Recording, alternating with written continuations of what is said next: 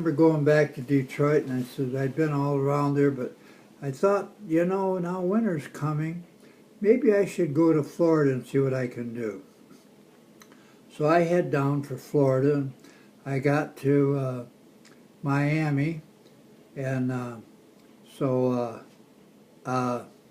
they had Miami, and is the town in Miami Beach. There's a canal running around that, and Surfside 6, a series they were running on TV, was there, and they had Troy Donahue and Diane McVeigh, and somebody else, and they were the actor, and they had a little houseboat on a canal. So I sat there and watched them each day, and she had to excuse herself to go around me one day, and I remember them going in and out of the Fontainebleau is a hotel there, the big one, the good one at that point. And so they were photographing that in there. I remember one of the guys there would be running in and out of there 4 or 5 times to retake each thing, because evidently they'd make some kind of an error like I used to do when I was on the radio when I was a dealer. But anyway, so I decided, well, I'll go to here and I'll see what we can do. So I go to the south end of the beach is all poor, and the north end is where the Fontainebleau and all the big hotels are.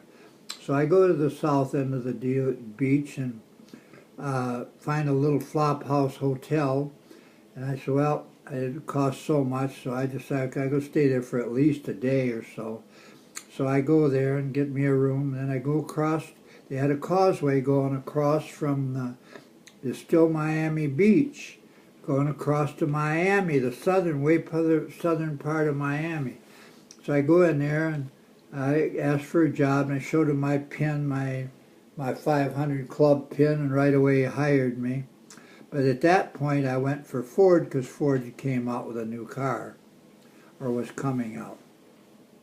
So I remember sitting in there, because I figured, well, if I can stay in Miami in the summer, this is still summer, I can it'd be nice in the winter. But if I can't stand it now, then there's nothing to talk about.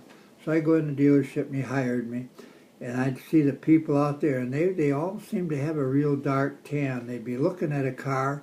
I couldn't open the door and go outside. I hadn't started to put out any handbills yet, because I didn't know what I was going to do.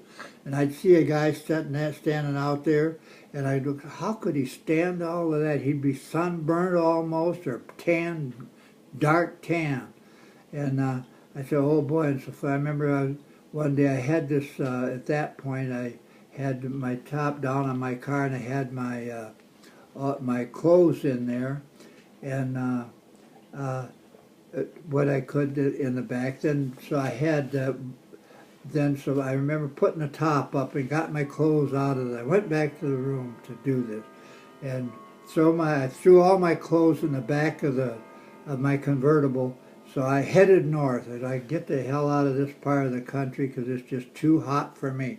And I remember I didn't feel good till I hit Tennessee. So that was the end of my idea of ever working down in that country, because if I had to get out and work in the field to bring in business, and Miami's a big town, it's a good area, but I never got to work there where I could do anything. I was there for a couple of days, and that was enough of that.